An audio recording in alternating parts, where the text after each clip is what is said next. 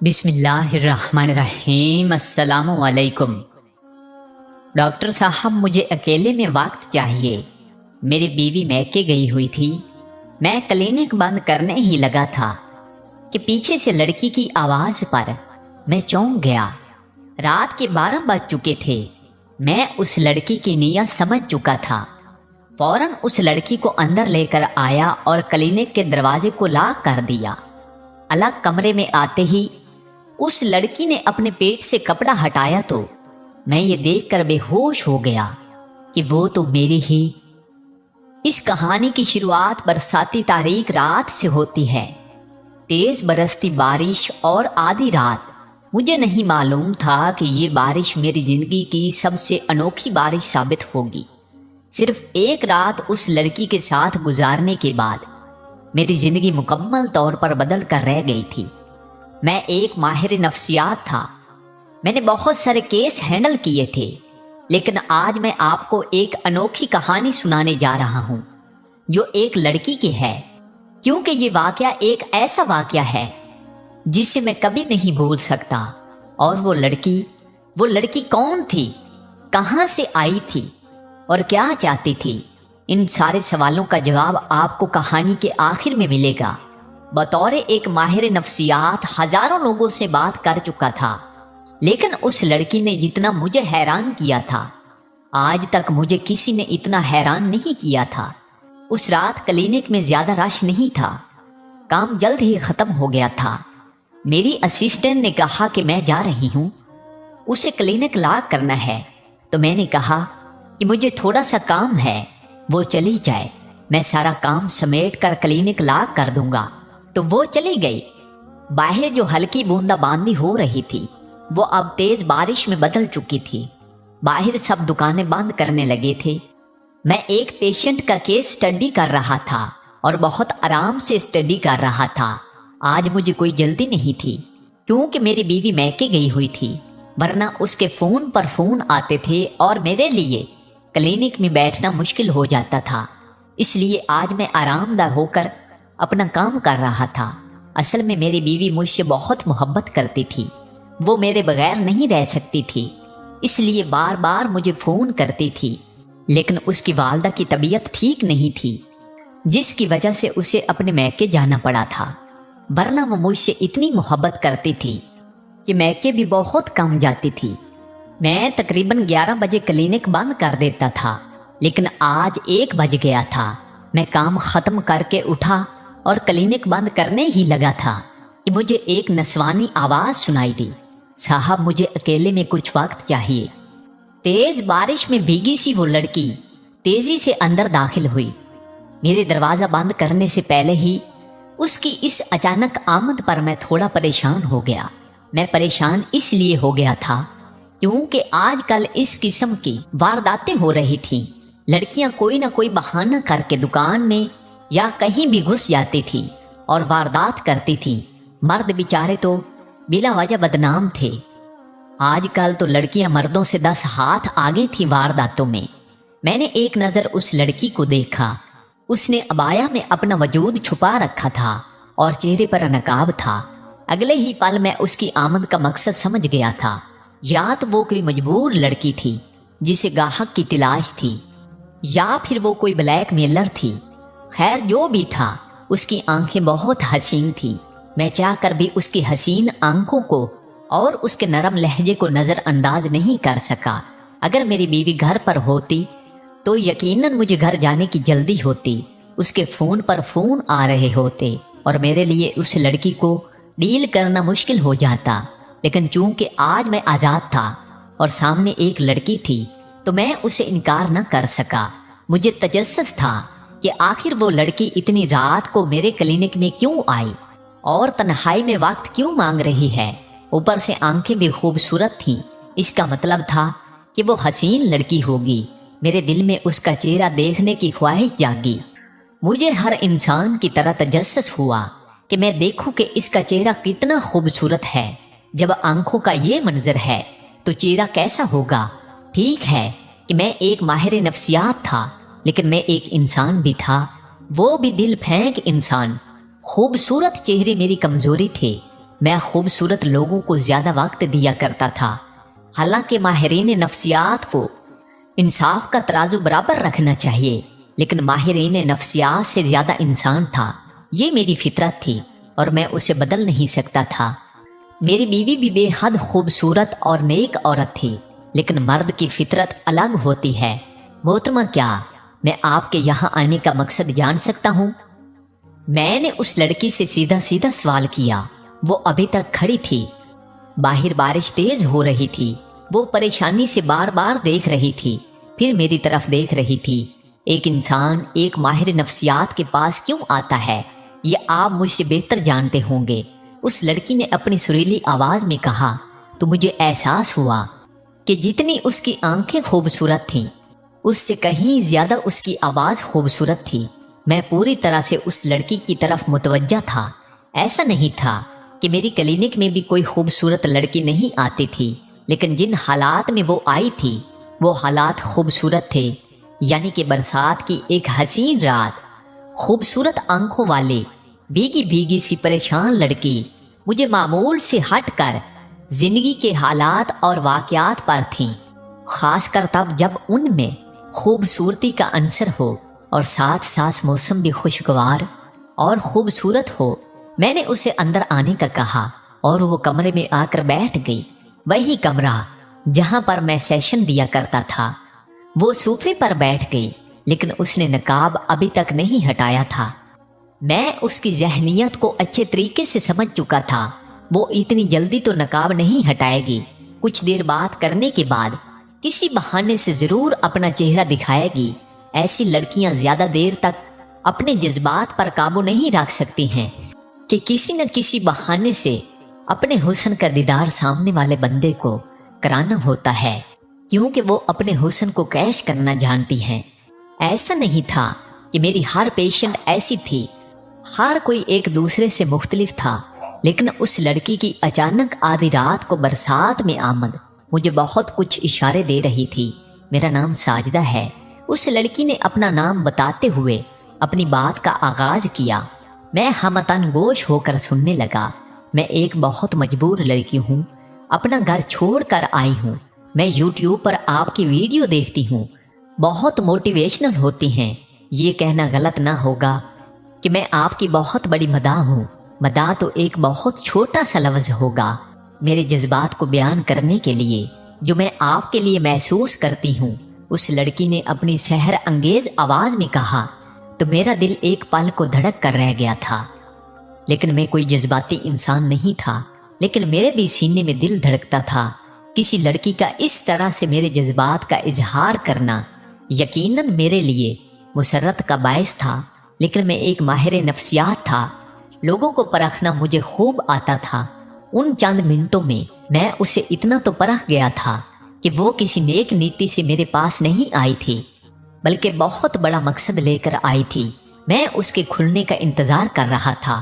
بات کو گھما پھرا کر کرنے کی میری عادت نہیں ہے سر، میں صرف آپ سے یہ کہنے آئی ہوں کہ میں آپ کی خاطر اپنا گھر چھوڑ کر آئی ہوں، آپ مجھ سے نکاح کر لیں۔ اس لڑکی نے اچانک ایسی بات کر دی تھی کہ میں پریشان ہو گیا تھا۔ میں نے اس کی طرف دیکھا، کہیں اس کے پاس کوئی خفیہ کیمرہ تو نہیں ہے۔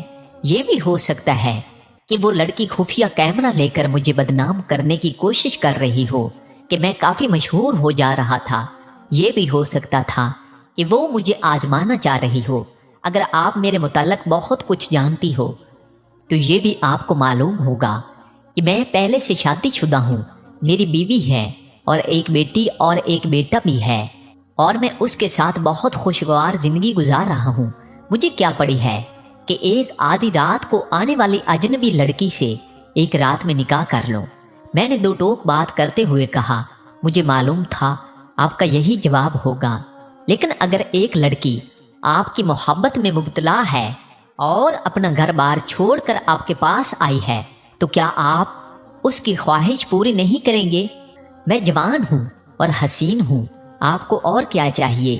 اس لڑکی نے کہا۔ اس کا انداز بہت عجیب تھا۔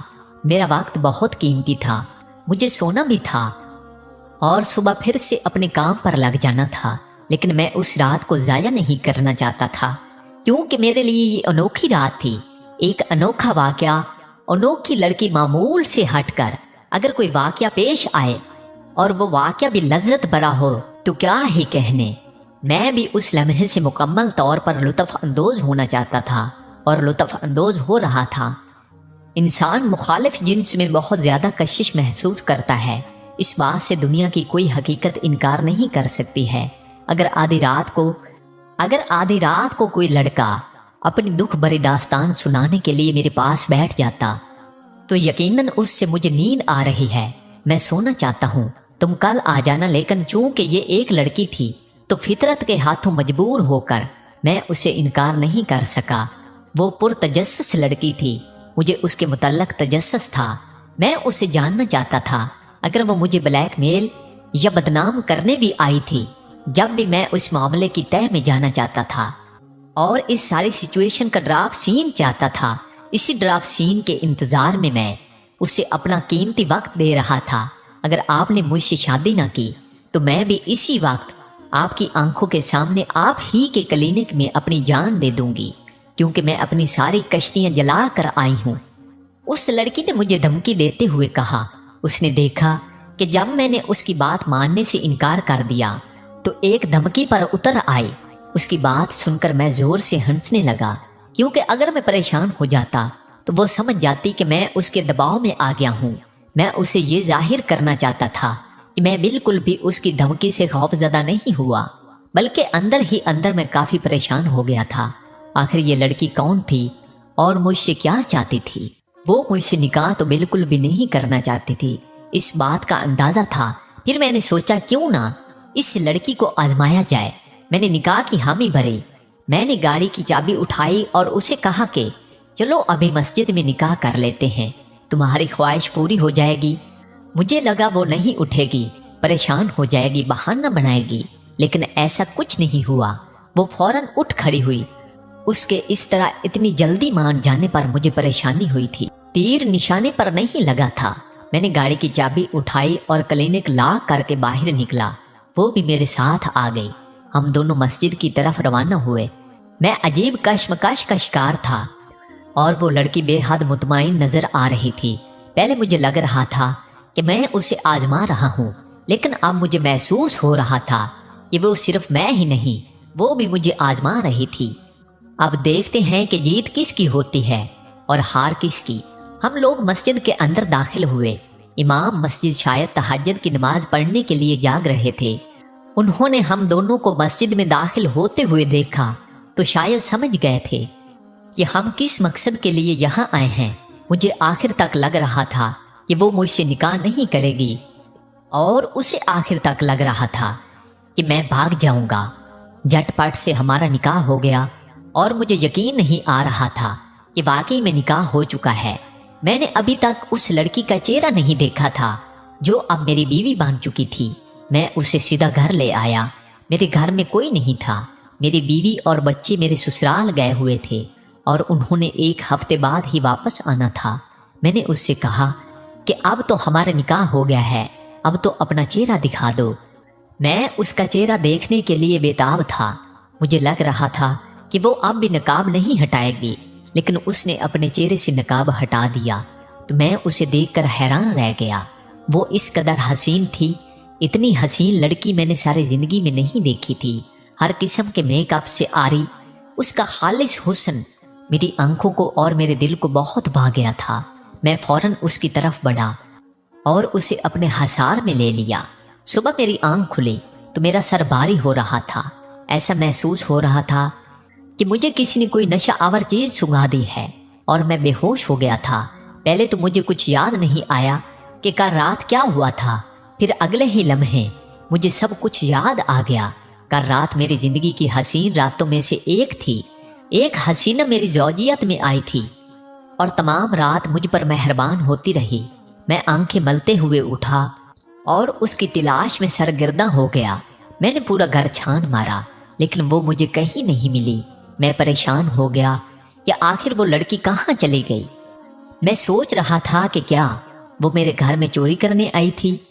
हो सकता है कि नकदी और जेवरात चोरी करके भाग गई हो। मैंने घर की तलाशी ली। सब कुछ अपनी जगह पर था, कुछ भी चोरी नहीं था اب تو وہ میری بیوی تھی، اسے ڈھونڈنا میرا فرض تھا، لیکن وہ کہیں بھی نہیں تھی۔ میں اسے ایک بار پھر سے دیکھنا چاہتا تھا۔ میں اب تک اس کے دیدار سے محروم تھا۔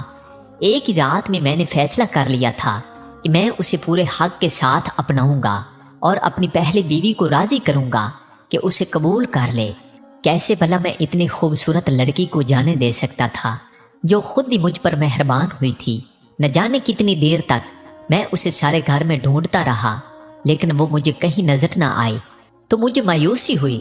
مجھے لگا میری طبیعت خراب ہوتی جا رہی ہے۔ ایک ہی رات میں اس کا امیر ہو گیا تھا۔ پھر اچانک میری نظر سائڈ ٹیبل پر پڑے ہوئے خط تک گئی۔ اسے دیکھ کر تو میری جان نکل گئی تھی۔ میں سمجھ گیا تھا کہ یہ ساجدہ نے لکھا ہے۔ میں نے لرزتے ہاتھوں کے ساتھ وہ خط اٹھایا اور پڑھنا شروع کیا۔ پیارے شوہر صاحب، امید ہے آپ مجھے ڈھونڈ رہے ہوں گے، مگر میں آپ کو کبھی نہیں ملوں گی۔ آپ ایک ماہر نفسیات تھے، لیکن آج مجھے آپ کی عقل پر ماتم کرنے کا دل کر رہا ہے۔ ایک انجان لڑکی آئی اور آپ کو بے وقوف بنا کر چلی گئی۔ اب آپ سوچ رہے ہوں گے کہ آپ سے نکاح کرنے کے پیچھے میرا آخر کیا مقصد تھا۔ یقیناً یہ مقصد نیک تو ہرگز نہیں تھا۔ تو قصہ کچھ یوں ہے کہ آج سے 8 سال پہلے میری شادی ہوئی تھی، کافی دھوم دھام سے، اور میں ابھی رخصت بھی نہ ہوئی تھی کہ برات میں ہی میرے تازہ ترین شوہر کو کسی نے پرانی دشمنی کے تحت گولی مار دی اور میں رخصتی سے پہلے ہی بیوہ ہو گئی۔ یہ صدمہ اتنا بڑا تھا کہ مجھ سے سہا نہیں جا رہا تھا۔ ایک تو میں بیوہ ہو گئی تھی، وہ بھی رخصتی سے پہلے، دوسرا زمانے بھر کی باتیں میرے کانوں میں پڑتی تھی تو میرا مر جانے کو دل کرتا تھا۔ خیر میری رخصتی نہ ہو سکی اور میں شادی حال سے سیدھا اپنے گھر واپس آ گئی۔ میرے والدین نہیں تھے، میں بھائی اور بھابھیوں کے ساتھ رہتی تھی۔ بھابھیوں نے مجھے گھر سے نکالنے کی بہت کوشش کی، لیکن ایک بار پھر میں بھائیوں کے در پر آ گئی تھی۔ پھر 1 سال یوں ہی گزر گیا اور دوبارہ بھائیوں نے میری شادی کرنا چاہی اور میں دوسری بار دلہن بن گئی۔ اس بار میں کامیابی سے رخصت ہو کر اپنے سسرال تو چلی گئی تھی، لیکن شادی کی پہلی رات جیسے ہی میرے شوہر میرے پاس آئے، وہ بات کرتے کرتے گر پڑے۔ بعد میں معلوم ہوا کہ انہیں ان کی سابقہ محبوبہ نے شادی کی رات ہی زہر دے دیا تھا مجھ سے شادی کرنے کی وجہ سے، اور ایک بار پھر سے میں بیوہ ہو گئی۔ مجھ پر اس بار بھی کوئی عدت نہیں بنتی تھی۔ میری ساس نے مجھے دھکے دے کر گھر سے نکال دیا، کہا کہ تم منحوس ہو، تم خوبصورت بلا ہو جو میرے بیٹے کو کھا گئی۔ ایک بار پھر سے میں روتی دھوتی اپنے بھائیوں کے گھر آ گئی تھی اور ایک بار پھر سے بھائیوں نے میرا جینا محال کر دیا تھا۔ اس کے بعد میرے بھائی جس سے بھی میری شادی کی بات کرتے، ہر طرف سے یہی جواب آتا کہ آپ کی لڑکی منحوس ہے، پہلے ہی 2 شوہروں کو کھا گئی ہے۔ ہر کوئی مجھے اپنانے سے ڈر رہا تھا۔ میرے بھائیوں سے کہا کہ مجھے شادی نہیں کرنی۔ مجھے اب خود بھی عجیب قسم کا خوف تھا جو میرے دل میں بیٹھ گیا تھا کہ میری شادی ہوگی اور میرا دولہا مر جائے گا شادی کی پہلی رات ہی۔ 2 سال اس اذیت میں گزر گئے۔ میں بھی انسان تھی، میرے اندر جذبات کا سمندر ٹھاٹھے مار رہا تھا، لیکن میرا کچھ بن ہی نہیں رہا تھا۔ شادی کی کوئی امید مجھے نہیں تھی۔ پھر ایک بوڑھے آدمی کا رشتہ میرے لیے آ گیا جو کہ 4 جوان بچوں کا باپ تھا۔ میرے بھائیوں اور میری بھابھیوں نے اس میں عافیت جانی اور مجھے اس بوڑھے آدمی کے ساتھ رخصت کر دیا گیا۔ میرا دل بالکل بھی اس بوڑھے آدمی سے شادی کرنے کو نہیں کر رہا تھا، لیکن میری بھابھیوں نے مجھے اتنا تنگ کیا تھا کہ میں اس گھر سے نکلنا چاہتی تھی۔ ہمیشہ کے لیے انہوں نے مجھے اتنی اذیتیں دی تھی جس کا کوئی حساب نہیں تھا۔ میں نے سوچا کہ اس بوڑھے سے شادی کرنے کے بعد اگر مجھے اس گھر سے اور بھائیوں سے چھٹکارا مل جاتا ہے تو یوں ہی صحیح۔ اسے اپنی قسمت سمجھ کر قبول کرتے ہوئے میں اس بوڑھے شخص کے گھر میں آ گئی۔ رخصت ہو کر ابھی میں نے گھر میں پہلا قدم ہی رکھا تھا کہ میرا بوڑھا شوہر گر پڑا اور اسے دل کا دورہ پڑ گیا، کیونکہ وہ پہلے ہی بہت بوڑھا تھا اور دل کا مریض تھا۔ ایک بار پھر سے میں پہلے ہی رات بیوہ ہو گئی تھی۔ یہ تیسری بار تھا جو میرے ساتھ ہوا تھا۔ اب تو مجھے خود بھی یقین ہو گیا تھا کہ میں واقعی منحوس ہوں۔ اس بوڑھے شخص کے بچوں نے مجھے اس وقت دھکے دے کر گھر سے نکال دیا اور وہی منحوس کا فتویٰ مجھ پر صادر کر دیا۔ اتنا سب کچھ ہونے کے بعد میں انتہائی ڈپریشن میں چلی گئی تھی۔ میرا دل بار بار خودکشی کرنے کو چاہ رہا تھا۔ ایک بار پھر سے میں بھابھیوں کے رحم و کرم پر ہو گئی تھی۔ میں نے نوکری کرنے کی اجازت مانگی، مجھے نہیں ملی۔ میرے پاس کوئی خاص تعلیم بھی نہیں تھی، میں اپنے ہی گھر میں نوکر بن کر رہ گئی تھی، گھر کا سارا کام کرتی تھی، بھابھیوں کے بچے سنبھالتی تھی۔ اس سے پہلے میں کوئی کام نہیں کرتی تھی۔ میں اپنے بھائیوں کی لاڈلی بہن تھی۔ میری بھابھیاں مجھ سے ڈرتی تھیں، لیکن اب میری قسمت ایسی ہو گئی تھی کہ مجھے زمانے سے ڈر لگ رہا تھا اور ہر کوئی مجھ پر قابض ہو گیا تھا اور بھائیوں نے مجھ سے رخ موڑ لیا تھا۔ اب میری چوتھی شادی کرانے کا کسی کو کوئی خیال نہیں آیا تھا اور نہ ہی میں کرنا چاہتی تھی، لیکن میرے اندر جذبات کا سمندر ویسے ہی ٹھاٹھے مار رہا تھا۔ میری عمر 25 سال ہو چکی تھی۔ میری پہلی شادی 18 سال کی عمر میں ہوئی تھی۔ میں انتہائی ذہنی دباؤ اور ذہنی اذیت کا شکار تھی کہ ایک دن اچانک آپ کی ایک ویڈیو میری نظر سے گزری جس میں آپ نے ڈپریشن پر تفصیل سے بات کر رہے تھے۔ پھر میں آپ کی باتیں سنتی رہی۔ آپ کی باتوں نے مجھے ڈپریشن سے نکالا۔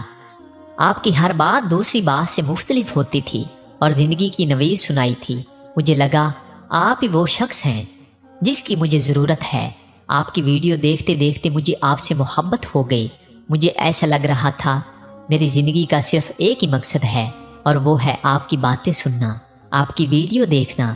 پھر ایک دن میرے ہی جیسا ایک کیس آپ کے پاس آیا۔ آپ نے اس پر تفصیل سے بات کی۔ اس دن میں نے فیصلہ کر لیا تھا کہ مجھے آپ کے پاس جانا چاہیے۔ اگر میں عام حالات میں آپ سے ملتی تو یقیناً یہ سب نہ ہوتا جو ہوا تھا۔ آپ نہیں جانتے، آپ سے ملاقات کے لیے سارا سال میں نے اس طوفانی برسات والی رات کا انتظار کیا تھا کہ کب اس قسم کی طوفانی بارش ہو اور میں آپ کے کلینک آؤں۔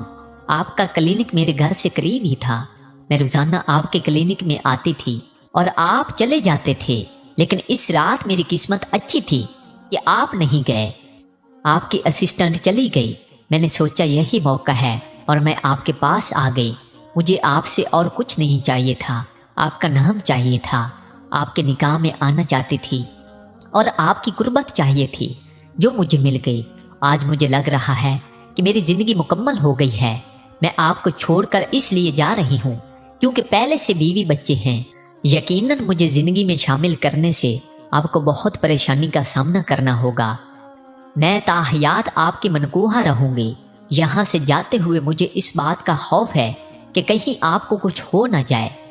کل تمام رات بھی مجھے یہی خوف رہا کہ صبح ہونے سے پہلے کہیں آپ بھی لقمہ اجل نہ بن جائے، لیکن ایسا کچھ نہیں ہوا تو مجھے تسلی ہوئی۔ میں آپ کی زندگی سے ہمیشہ ہمیشہ کے لیے جا رہی ہوں۔ برائے مہربانی اپنی ویڈیو اپلوڈ کر کے اپنی خیریت کی خبر مجھے ضرور دے دیجیے گا۔ فقط ساجدہ۔ ساجدہ کا خط میرے ہاتھ سے چھوٹ کر گر گیا تھا اور میں گرنے والے انداز میں بیڈ پر بیٹھ گیا۔ میری آنکھوں سے آنسو جاری ہو گئے اس کی دکھ بھری داستان سن کر۔ کاش کہ وہ مجھے ایک موقع دیتی، میں اس کا علاج بھی کرتا اور اسے اپنی زندگی میں شامل کر لیتا۔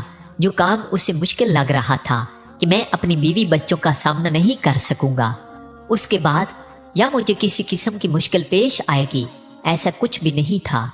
میری بیوی سے میری بہت ہم آہنگی تھی اور وہ ایک سمجھدار اور دیندار عورت تھی۔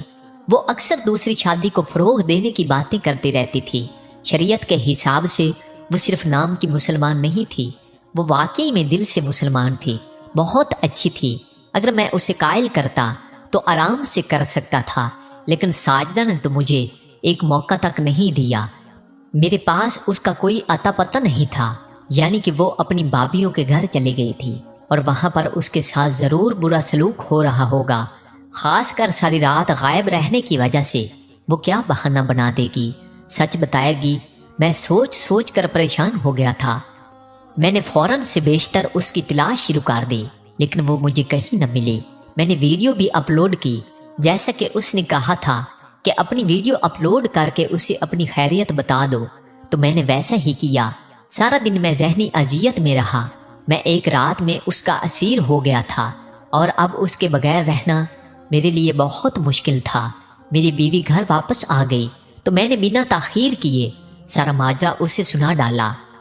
ہر مشرقی اور روایتی بیوی کی طرح پہلے وہ بھی اداس ہو گئی تھی، حالانکہ وہ دوسری شادی کو فروغ دینے کی باتیں کرتی تھی، لیکن وہ انسان تھی۔ لیکن بہت سوچنے کے بعد اس نے کہا کہ وہ ساجدہ کو قبول کرنے کے لیے تیار ہے۔